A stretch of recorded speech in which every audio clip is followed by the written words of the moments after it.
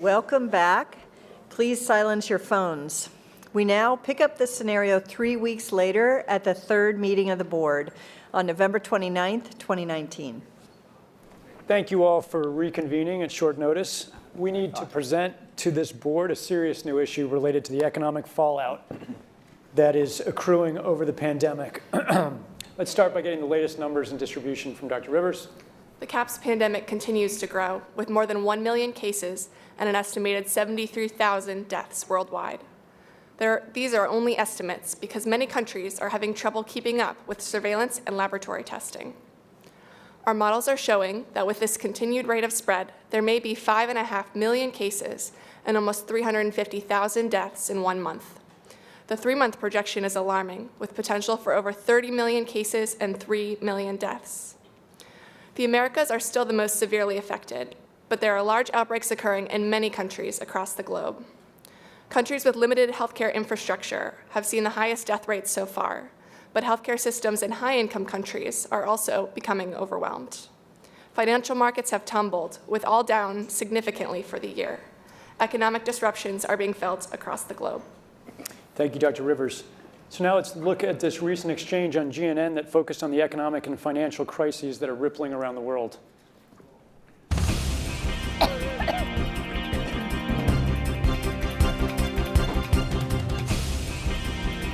The response to the CAPS pandemic is now the most expensive international emergency ever.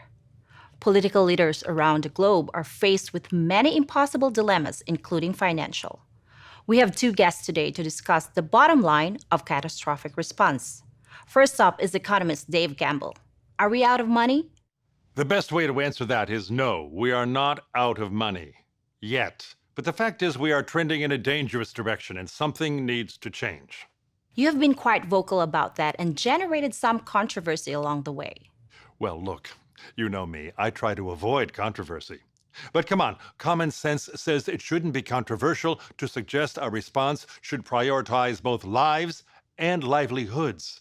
Absolutely, we need to save lives. We all know someone who's been affected by CAPS. But we literally cannot afford a heavy-handed response that suffocates our economy. Pragmatism is a wise choice. I mean, what exactly are the risks and benefits of slowing air travel, of staying home from work, closing schools, disrupting supply chains, interfering with our reliable channels of communication and news? Sure, some of these steps can help slow CAPS, but often only marginally and with serious costs. When this is all over, some families, some cities will have suffered more from our interventions than from CAPS. No question, there is a lot of suffering. Let me welcome Dr. Juan Perez to this discussion. Is Dr. Gamble wrong? Actually, in a way, we agree. Responders, whether international organizations, governments, or even employers and families, each are weighing risks and benefits. And there is not a one-size-fits-all approach, as there are different appetites for risk. What I will say, in my mind, our response should aim to protect every life we can. Of course it should be. But let's be frank, letting the global economy slow to a halt puts lives at risk. Yes, but there does need to be a balance. Okay, you both agree balance is paramount. Theoretically, that's an easy choice. But leaders are now faced with very real and very tough decisions. Just last week, traditional sources for emergency funding had exceeded their limits. As new mechanisms are being discussed, there is consideration as whether funds should primarily support health emergency response or prop up economies. Precisely. And we do need these funds sooner rather than later. Funding shortfalls are putting lives at risk and extending this devastating crisis. Again, we seem to agree. We cannot shortchange the health response, but I suspect we disagree when I suggest that some of these funds are best used to save jobs and critical industries. National leaders certainly have this on top of their minds during the ongoing debates. Look, I am not an economist or a politician for that matter, but as a physician, I am comfortable saying that our health response to CAPS cannot afford to wait for an incredibly complex debate about what sounds to me like history's most expensive economic bailout. Thank you both, and we will be watching and listening for the outcome of these vital discussions. And certainly, the market is eagerly watching for any signs of hope. Okay, to go deeper on this, Dr. Eric Toner from our team is going to give details about the financial situation. Thank you. The economic impacts are being felt in all countries. In fact, losses are greater in the wealthier countries despite having fewer cases. This chart shows economic projections for global per capita GDP. If trends continue, preliminary modeling from leading economists suggests there could be an 11% decline in GDP at the one-year mark into the pandemic, and a 25% fall in GDP at the two-year point when after the full effects of the pandemic are felt. There is significant uncertainty about how quickly GDP would recover, but economists fear that the pandemic could push the world into a prolonged period of significantly slower growth. Unlike recessions due to normal business cycles and market forces, a recession caused by a severe pandemic would be unprecedented in the modern age because of the huge loss of both workers and customers. The closest parallel may be the Great Depression, but the anticipated global recession due to the CAPS pandemic could be much deeper, and it could take much longer to recover. There are a number of places where financial resources could be helpful in reducing the economic impact, including public health and medical response, helping national economies, and supporting struggling businesses. But there are a lot of needs, and there's not enough money to go around. Two organizations that provide loans regularly, the World Bank and IMF, would not have enough money to get us out of this crisis. The World Bank and IMF together disperse about $185 billion per year in funds, and they've already distributed a substantial portion of that money in this crisis. Experts estimate that it would take $400 billion just to bolster the overwhelmed healthcare systems in low to middle income countries, and alone just to cope with the pandemic.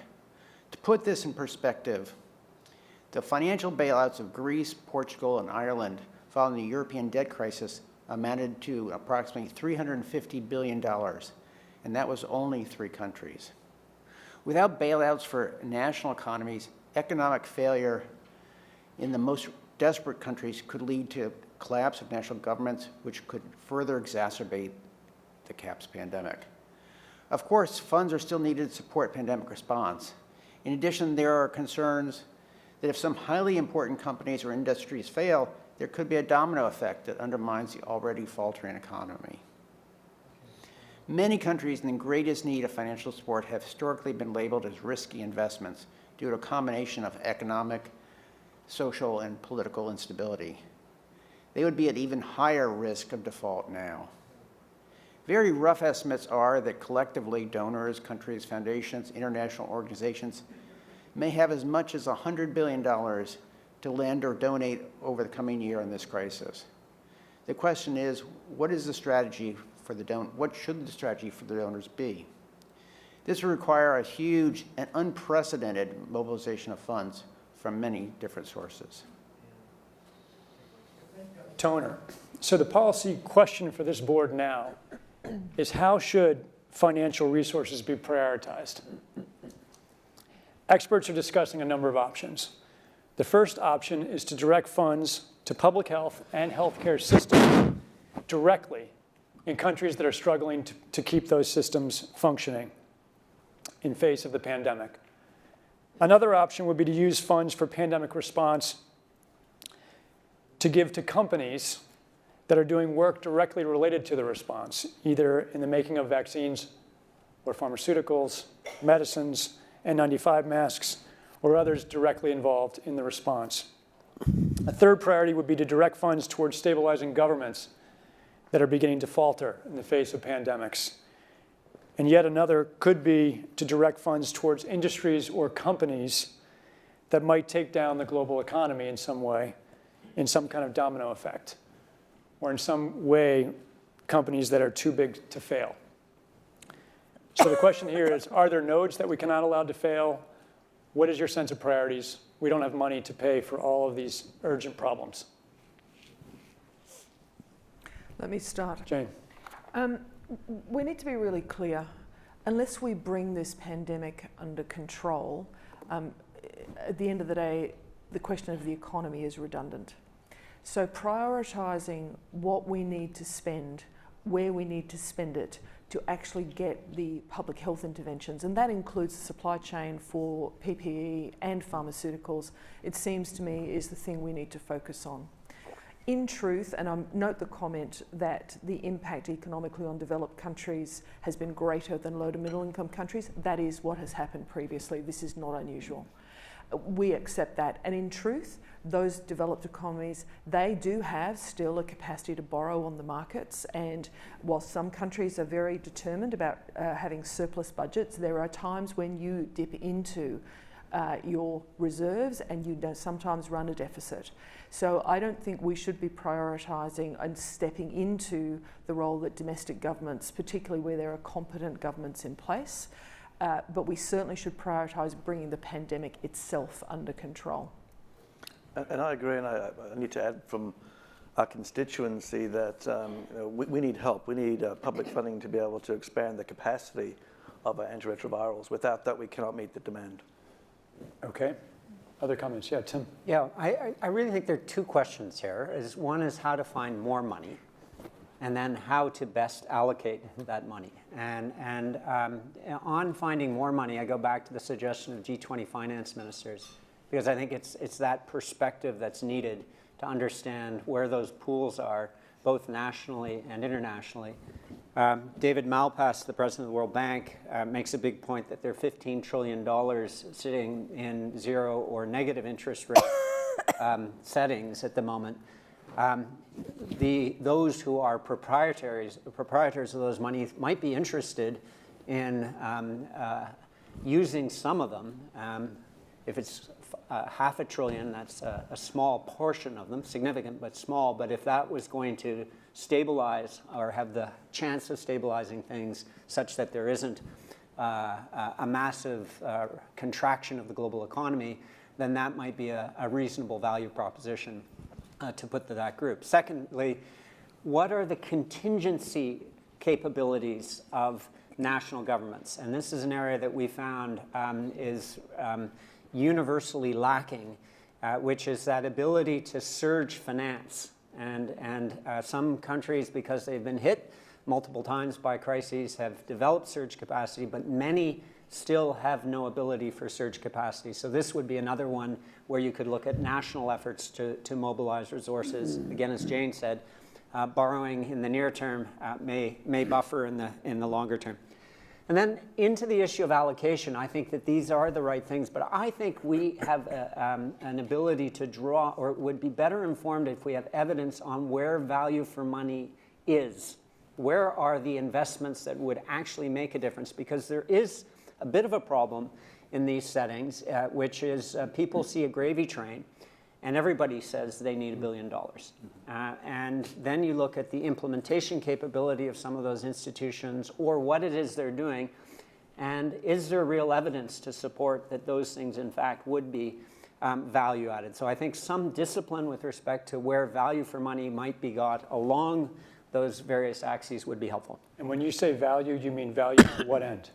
Value to the ending of the pandemic? That's right, Okay. as one, or sustaining the livelihoods, because you do have, I think this tension is a healthy tension, right? If you neglect the livelihoods, then it's going to come back and exacerbate the health crisis. So you'll have the indirect health crisis, which is what we saw in West Africa, that many more people were affected by the closure of health facilities and the shutdown of the economy and the falling of screens like that. That's a pandemic, part of the pandemic. Yes, George. Yeah, we already discussed about the coordination and centralized efforts. So we think about, the system in China. It's good for the public health, actually. So even a good example for the West African outbreak of 2014 for the Ebola, and also the 2009 pandemic H1N1. So obviously, when you centralize the fund from the government, for example, so in China we very quickly we got enough fund to develop a new kind of vaccine for H1N1. So with 89 days, we got a new vaccine available. For 2014 effort to West Africa, So I was in the team. So we went there with your, 1.5 month. We made a decision. We went there. So again, for all this, when you are talking about a prioritized fund, definitely you need a centralized and coordinated effort. Otherwise, the money will disperse somewhere. So you would envision some kind of centralized in the UN system? Are you thinking? No, I'm not saying the system because we are in a risk for pandemic, right? So I'm not seeing the centralized system, centralized effort. You have to take my word. So at the moment we want the funds, right? You need the money. So where's the money? So government can supply some money. A lot of private sectors, some are sitting here. You have some money, but now you need a really coordinated, centralized efforts. Their comments. Yeah, Toya. And piggybacking onto what he just said, hotels will be experiencing, crippling losses doing that. And we know that the hotel business in itself makes up 5% of the GDP. And with that being said, we also have to make account for that when we're trying to increase funding and look for extra ways to financially commit to this endeavor that we're on to find a vaccine and to provide resources to, all of our constituents. So. Thank you. Yeah, comments here. I think it's important to recognize that this really is an unprecedented situation, and we need to be willing, governments need to be willing to do things that are out of their historical perspective, or for the most part, it's really a war footing that we need to be on. And massive mobilization of resources is appropriate to stem the tide of this event. So when you say things that they haven't been doing in the past, you're talking about financial mobilization. Correct. In this case? Okay, Brad? We shouldn't underestimate the power of entrepreneurship. And 2008, we saw the GDP go down about 6.5%. I'm not trying to mitigate what the crisis is happening here, but we have time, a little bit of time here. And so the power of entrepreneurs coming, right now, most of our personal protection devices are manufactured in just a few countries. They used to be manufactured in a much broader base around the world. That can happen fairly quickly. We're already seeing things move from different parts of the country to different parts of the world now, and we need to escalate that, whether it's through the government's helping with tax breaks or subsidies of that nature to increase manufacturing of those types of products. It can happen quickly. A Marshall-type plan, don't mean to say that exactly, but a Marshall plan that can go into effect can stimulate change very quickly.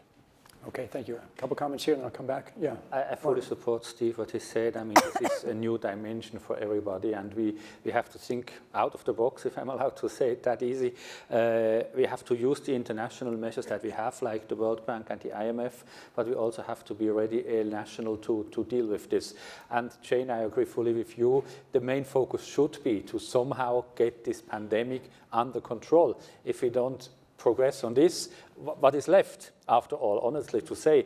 And speaking from my industry, I mean, reality, in a situation like this, many of our competitors would have been gone for the time being. They will be on ground. They will not be able to continue business. And also a major group like Lufthansa Group will be heavily affected. And we depend on governmental support now to be ready for a time after this. I mean, we all hope we get through this, and we have to be ready on limited resources to come back in business all around the globe with all our industries. So are the airline industries, would you consider them in some ways industries that we can't let fail? Some of them I would support. I mean, otherwise the entire system breaks apart, falls apart. And still in the period where we are in the high pandemic crisis situation, we still need transportation, we still need logistics with other partners, and even for the time after this, there should be a basic service available, otherwise we can't get back. Eduardo, did you want to comment? Well, I think I would like to think that we're too big to fail or let fail, but I do believe that you need to keep the supply chains open for the containment and prevention and amelioration. We are not, I believe, at the risk of the travel or hospitality industries because you still need that backbone. for logistics and supply chain. Levon? Yeah, so I've got information that this too big to fail is now moving into the financial sector, and reinsurance companies in wherever they are operating might be in risk of bankruptcy. So the question then is, as a regulator or as a central bank, what then do we do? So the question here, I think, is about getting the rest of the financial sector. So it's obvious that the stress test that we have implemented over the years hasn't worked very well, or this is a case which is really beyond what has been expected. So for the ones that are failing, I think you need to step in, because if you don't step in, then what's going to happen is you're probably going to get a systemic failure across the financial institutions. So we need to give confidence to the market, and once the event is over, then to go back and review the models again. Can I just ask you to say, what is the implication if the reinsurance companies aren't able to operate? Does that worry you? Yeah, definitely, because this is a global market. So if the one reinsurer falls in one country, what does it mean across the globe that it's occupying in? And one of the issues here is then, does that reinsurer pull back all its funds to the head office? Okay. And then the other countries then have an issue. Avril?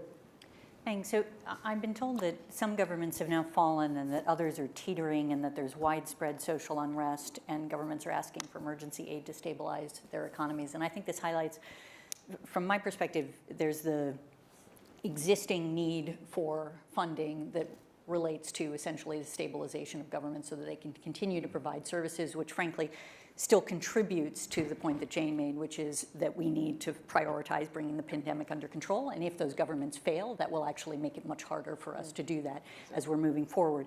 I think in addition to that, there's likely to be significant amount of other forms of security unrest, essentially, that can be concerning. And that can come in the form of, terrorist groups or others taking advantage of the situation, but it can also come in the form of, famines, because of the fact that there are no longer people who are supposed to be providing food in the chain there because of, disease outbreaks in an area or things along those lines. And so I think there's a need to focus on assistance, humanitarian assistance, other types of assistance that can help to prevent sort of widespread death and destruction in certain areas where we see it, and where it's actually going to make it more challenging, in particular, to address the pandemic as it continues. But there's also the need, from my perspective, to be looking for the next few months. If we still believe that a vaccine is not going to be available for many, many months to come, then we're going to continue to see a trajectory of an expansion of this. And as a consequence, we're going to want to be able to make sure that we actually have the infrastructure in place to deliver the kind of assistance that we need in these different areas across the board, so that we can actually continue to manage the situation, not just economically, but political instability and violence that might outbreak as a consequence as well. Thank you. Yeah, Jane, and then we'll come right around here. My staff have rightly reminded me that, particularly depending on the kind of finance mechanisms that you put in place, there will be issues for particularly low to middle income countries, concerns based on history about what that implies for those countries going forward. So I think the search for liquidity and the search for financing mechanisms that give people collectively confidence, and acknowledging that governments that are unstable or are politically vulnerable will find that even difficult to participate in the conversation. I do think the engagement of finance ministers and the big global mechanisms, but including the private sector and the banks, will be important. When we went through the GFC, it did require a very significant collective effort to maintain liquidity and to actually keep some of our big financial institutions afloat. This would be the same.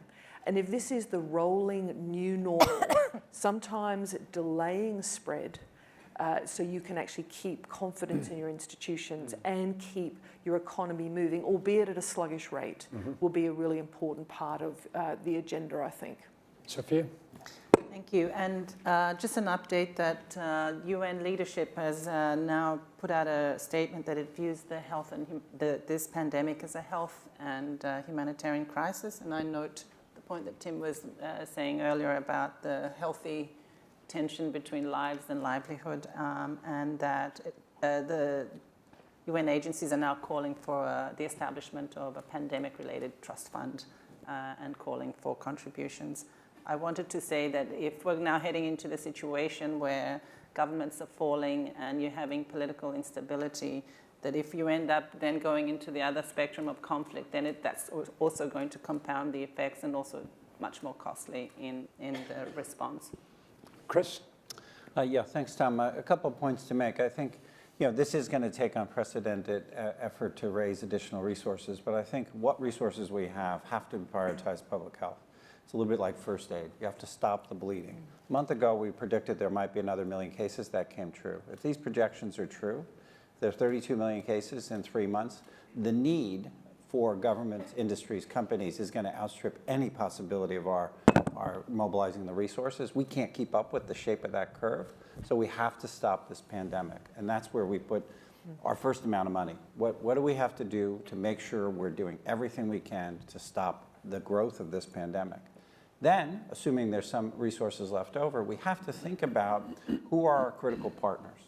And the companies that will be our best partners of this are the companies who have been thinking about this ahead of time, who were prepared, who had redundancies and plans for their supply chains. They're going to be our strongest partners. So we are going to have to help work through public-private partnerships to support companies, but not all companies. The ones that are critical to sustaining that global supply chain, keeping commodities, people, food, other essential things to sustain the stability that we need to prevent governments from faltering, et cetera. So we're going to need much more specific information, and we're going to need a lot of that information to come from the industry itself. I think a complicating factor, I think, that goes to advancing understanding in the public marketplace also is impacted by the fact that the investor community is not discerning properly from misinformation and disinformation. And so to your point about public-private, it also is incumbent, I think, to ensure that everybody's advancing genuine understanding of the spread of the epidemic and the efforts being made to mitigate it. Because the investment community needs to be a part of this as well in terms of the role they play in the financial markets. Tim and then Hasti. 2 points. First, our country directors at the World Bank are sort of reporting in that there's quite a bit of unethical activity with respect to tying emergency loans on a bilateral basis to longer-term conditions related to access to natural resources in low-income countries, which could indeed compromise the economic viability of these countries moving forward. So there is an issue related to making sure that the emergency doesn't facilitate worst practice or unethical practice in terms of financing. Secondly, I think part of what will stimulate the mobilization of resources, not only having a sense of the cost, but what the return on investment would be if we actually made it over this. And so I think one critical piece is we need to project out, recognizing various scenarios of when we're going to get on top of this. The world's population is finite. We know it's doubling, at this rate, exponential. We'll get to global coverage of this soon enough with some sense of cost scenario. And if we could project what a sufficient investment in best buys would get us in terms of minimizing not only the costs going into this, but also the accelerated uptake of the recovery, then I think that would be helpful in getting investor confidence. Is that something the World Bank could do, this kind of projection, or is that going to require? We do this with incredible scientific accuracy to 0.001%. So yes, it is the sort of thing that the bank could do, and really focusing on projecting to that medium-term set of outcomes where you can begin to look at the ROI. Hasti. I think as we talk about prioritization of funding, as someone who worked in a hospital during the Ebola crisis, when so much of the funding for the hospitals go towards combating this specific disease, we can't forget that there are going to be patients that are impacted by other diseases who would have otherwise lived, received the care they needed. They would be in the ICUs that they need to be in. And with those hospitals inundated with these specific patient cases, we can't forget to help them, first and foremost, to be able to stop not just this disease, but all the others that are impacting patients. Yeah. other comments? Yeah, Adrian and then Steve. So I think, first of all, if you think about three broad buckets, perhaps. First of all, we have to accelerate shutting down this current outbreak. The second is we have to prioritize industries that allow us to bounce back. But there's the third piece, which is there's 200 epidemics a year. So how many times can we continue to respond to an outbreak? So how are we prioritizing investments in preventing this from happening again, having a faster emergency response, having better data, having better systems to isolate, quarantine, and control? Steve? I think that there's a risk that we assume that our interventions are going to be more effective on the health side than they really will be. So I think there's a need really to be honest with ourselves about what we're able to accomplish.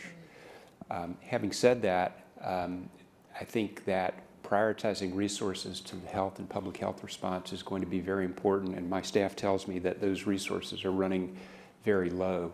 That prioritization is an important element in sustaining the trust of the population in the system that they're living under. And in a lot of ways, that has to be a high priority to try to track that and make sure that public trust doesn't erode any further than it already has. Yeah, Tim. Very quickly on this point, I think the financial resource may be most limited by the human resource. And I don't think we've moved far enough, fast enough in recognizing the need for a global surge capacity with respect to multi-purpose workers that could be deployed in this setting, that are required, have the competencies and can plug into the system in ways that there's no way existing staff could manage all of the challenges. So I just think that we really need to put some serious thinking about what that surge workforce capacity looks like. What are the set of competencies? Where can they get plugged in and really be additional in a setting like this?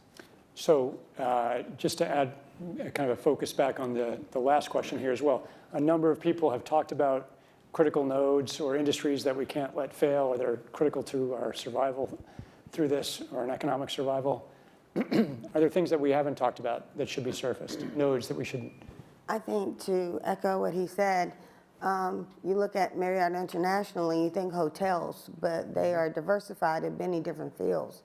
Many people do not know that we have a whole healthcare team across the world of nurses, doctors, and nurse practitioners. So when he says mobilization and getting other healthcare providers to jump in to help with the situation, you can use private sector companies that are diversified in many different areas to help utilize and, really get into the groundwork of what needs to be done to get this accomplished. Okay. Last moment for comments. Well, I think we should acknowledge that since the start of the pandemic, one of our members has succumbed to the disease. And I note that Dr. Chikwe, who was a very upstanding member of this committee, sadly is not with us today because he is fighting the disease. Thank you. Yes. So is there any priority that's on this list before we close? Any priority that we have not talked about that you think should be amongst those that should be receiving global priority for donors financing? Stabilize the faltering government. I want to add one more comment. Like Sophia said, government is falling. We cannot afford a falling government. We got to make sure we need a strong government here. This is with the point we should address. And I agree with Timothy. We come to a status now where we have to stabilize the resources that we have anyway. If it really falls apart in any sector, we will have resources all around the globe, but how to get them where we want them, how to work them together, how to exchange them, it's beyond borders of companies, of countries, in that status that we are right now. Okay. Final comment, Tim? Oh, sorry. Oh, sorry. Avril? But something that I mentioned earlier, too, that's not up there, I think, which is basically ensuring that we actually have on the list of things that would receive funding, infrastructure that would allow for both public and private sector help for humanitarian assistance that would then actually help to provide to address the challenges that are exacerbating the, the spread of the disease under certain circumstances. Got it. Yeah, real quick, it may be inherent in the prop-up of industry, but trade associations should be added to that. There's some really effective trade associations today, HIDA being one of them, and is bringing manufacturers and distributors together. Henry Schein's part of it, BD, Johnson & Johnson, 3M, that are very effective in coordinating, in collaboration, and we should make sure we're enabling and empowering them. Okay, Tim, very quickly, it's not just about allocation, it's about accountability. If you get money out quickly, you've got to get accounts in quickly. We still don't have that capacity, and without it, you don't have confidence the money's being well spent. And can I add one? And that is, notwithstanding the fact that everyone is very stretched, one of the things we always need to do is to learn from the circumstances that we're in. So if we don't use this circumstance to collect data, actually do an analytical sort of check, if you like, which for future circumstances we can then rely on in terms of preparedness, we will also be missing something we should be focused on. Okay. Chris? One other area, it's a modest amount of resource in the context, but also one of the things we've been doing since the start of this pandemic is actually increasing some of our focus on the cutting edge science and research and development. This is an unknown pathogen. We live in a period of amazing scientific discovery that may not have been focused on coronavirus. So we're putting some of our philanthropic resources into cutting edge research on getting countermeasures faster, trying to accelerate that 1 year to a vaccine, trying to reduce the cost, because even though the numbers don't currently reflect it, given the pattern, we're going to see lots of cases in some very poor countries. And so getting the cost of commodities down, getting additional manufacturing capability, and trying to harness the cutting edge of science and technology maybe help end this pandemic. Thanks. And Steve, true last word. What we're doing here is really a larger version of what we did in the last move, and I would hope that the systems that were put in place to determine how to share the medical resources would be able to operate at this level as well, that they'd be scalable. Thank you, Steve. Thank you all for this discussion. We'll bring these recommendations forward, and we will close this meeting and reconvene as needed.